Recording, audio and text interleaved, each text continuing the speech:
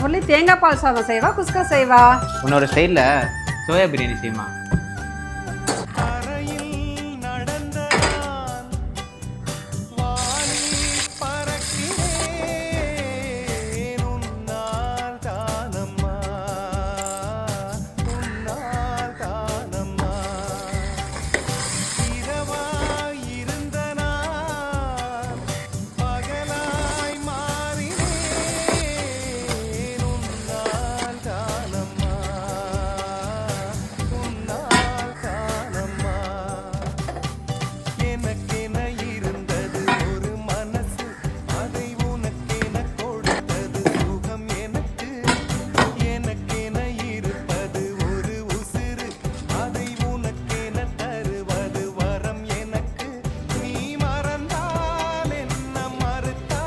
இது மாதிரி நிறைய ரெசிபிக்கு மறக்காமல் ஃபாலோ பண்ணிக்கோங்க.